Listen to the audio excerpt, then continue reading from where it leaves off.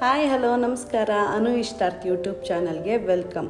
ಇವತ್ತು healthy breakfast ಮಾಡೋಣ. ಇದನ್ನು ಈಸಿಯಾಗಿ ಸಿಂಪಲ್ಲಾಗಿ ಹೇಗೆ ಮಾಡೋದು ಅಂತ ನಿಮಗೆ ತೋರಿಸ್ಕೊಡ್ತೀನಿ ಬನ್ನಿ. ಇದೊಂದು ಹೆಲ್ದಿ ಬ್ರೇಕ್ಫಾಸ್ಟ್, ಅದೇ ಪೊಂಗಲ್. ಇದು ಖಾರ ಪೊಂಗಲ್. ಇದ್ರ ರೆಸಿಪಿ ನೋಡ್ಕೊಳ್ಳೋಣ ಬನ್ನಿ.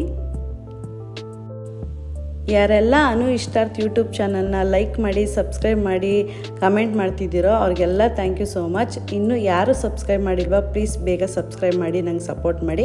ಮತ್ತು ಸೈಡಲ್ಲಿ ಬೆಲ್ ಐಕಾನ್ ಇರುತ್ತೆ, ಅದನ್ನು ಓಕೆ ಕೊಟ್ಟು ಆಲ್ ಅಂತ ಓಕೆ ಕೊಡಿ.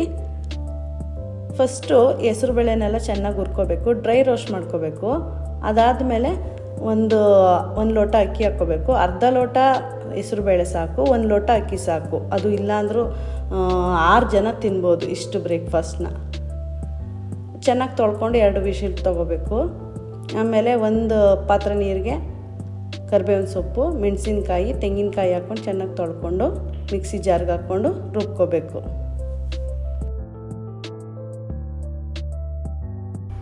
ಒಗ್ಗರಣೆಗೆ ನಾನು ಗೋಡಂಬಿ ಮತ್ತು ಇದೇನು ಮಿಕ್ಸಿನಲ್ಲಿ ತರಿಯಾಗಿ ರುಬ್ಕೊಂಡಿದ್ದೀವಿ ಅಷ್ಟು ಮಾತ್ರ ಹಾಕ್ತಾಯಿದ್ದೀನಿ. ಶುಂಠಿ ಮತ್ತು ಜೀರಿಗೆ ಮತ್ತು ಮೆಣಸು ಹಾಕ್ತಾನೇ ಇಲ್ಲ. ಅದೆಲ್ಲ ಹಾಕಿದ್ರೆ ನನ್ನ ಮಗ ತಿನ್ನೋದಿಲ್ಲ, ಸೊ ಹಂಗಾಗಿ ನಾನು ಹಾಕ್ತಾಯಿಲ್ಲ. ನಿಮ್ಗೆ ಇಷ್ಟ ಇದ್ದರೆ ಮಿಕ್ಸಿ ಜಾರ್ಗೆ ನಾನು ಏನು ರುಬ್ಕೊಂಡಿದ್ದೀನಿ ನೋಡಿ, ಅದಕ್ಕೆ ಶುಂಠಿ ಮತ್ತು ಮೆಣಸನ್ನ ಹಾಕೋಬೋದು.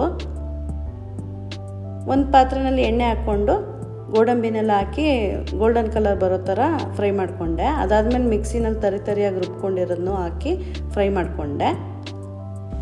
ಒಂದು ಸಲ ಬೋಂಡ ಮಾಡಿದ್ದು ಎಣ್ಣೆ, ಬಜ್ಜಿ ಮಾಡಿದ್ದ ಎಣ್ಣೆನ ರೀಯೂಸ್ ಮಾಡಬಾರ್ದು ಅಂತಾರೆ. ಬಟ್ ಏನು ಮಾಡೋದು, ಅದನ್ನ ಬಿಸಾಕೋಕ್ಕೂ ಮನಸ್ಸಿರಲ್ವಲ್ಲ.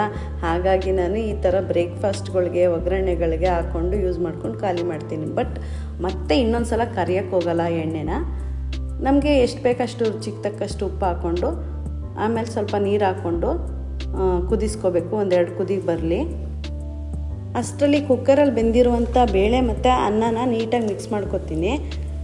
1-3 ಸ್ಪೂನ್ ಅಷ್ಟು ತುಪ್ಪ ಹಾಕ್ಕೋಬೇಕು. ನೀವು ಸ್ಪೂನ್ ಪ್ರಕಾರನೇ ಹಾಕ್ಕೊಳ್ಳಿ. ನಾನು ಕಣ್ಣಳ್ತೆನಲ್ಲಿ ತುಪ್ಪ ಹಾಕ್ಕೊಂಡಿದ್ದೀನಿ. ನನಗೆ ಟೈಮೇ ಇರಲಿಲ್ಲ, ಮಗ ಸ್ಕೂಲ್ಗೆ ಹೋಗಬೇಕು, ನನ್ನ ಹಸ್ಬೆಂಡ್ ಆಫೀಸ್ಗೆ ಹೋಗಬೇಕು. ಹಂಗಾಗಿ ನಾನು ಕಣ್ಣಳ್ತೆನಲ್ಲೇ 1-3 ಸ್ಪೂನ್ಗೆ ಆಗುವಷ್ಟು ತುಪ್ಪ ಹಾಕ್ಕೊಂಡು ಮಿಕ್ಸ್ ಮಾಡಿಕೊಂಡೆ. ನೆಕ್ಸ್ಟು ಒಗ್ಗರಣೆ ಮಾಡ್ಕೊಂಡಿರೋದನ್ನೆಲ್ಲ ಕುಕ್ಕರ್ಗೆ ಹಾಕ್ಕೊಂಡು ಈವನಾಗಿ ಮಿಕ್ಸ್ ಮಾಡ್ಕೋಬೇಕು. ಮಿಕ್ಸ್ ಎಲ್ಲ ಆದಮೇಲೆ ಸ್ವಲ್ಪ ಟೇಸ್ಟ್ ನೋಡಿ, ಸಾಲ್ಟ್ ಎಲ್ಲ ಕರೆಕ್ಟಾಗಿದೆಯಾ ಅಂತೇಳಿ. ನಾನು ಟೇಸ್ಟ್ ಮಾಡಿ ನೋಡಿದೆ, ನಂಗೆ ಸಾಲ್ಟ್ ಎಲ್ಲ ಕರೆಕ್ಟಾಗಿತ್ತು. ಬಟ್ ನನಗೇನೋ ಮಿಸ್ಸಿಂಗ್ ಅನಿಸ್ತಾಯಿತ್ತು, ಶುಂಠಿ ಹಾಕಿರ್ಲಿಲ್ವಲ್ಲ ನಾನು. ಈಗ ಹಚ್ಚಾಕಿದ್ರೆ ನನ್ನ ಮಗ ಅಂತೂ ತಿನ್ನಲ್ಲ ಅಂತೇಳಿ ನಾನು ಶುಂಠಿ ಪುಡಿ ಅಂದರೆ ಜಿಂಜರ್ ಪೌಡರ್ನೇ ಹಾಕಿ ನೀಟಾಗಿ ಮಿಕ್ಸ್ ಮಾಡಿ 1-2 ನಿಮಿಷ ಕುದಿಸಿದೆ. ಅದಾದಮೇಲೆ ನೀಟಾಗಿ ಗಮ್ ಅಂತ ರುಚಿಯಾಗಿ ಪೊಂಗಲ್ ರೆಡಿ ಆಯಿತು. ಈ ವಿಡಿಯೋ ನಿಮಗಿಷ್ಟ ಆಗಿದ್ದರೆ ಲೈಕ್ ಮಾಡಿ, ನನ್ನ ಚಾನಲ್ಗೆ ಸಬ್ಸ್ಕ್ರೈಬ್ ಆಗಿ. Thank you.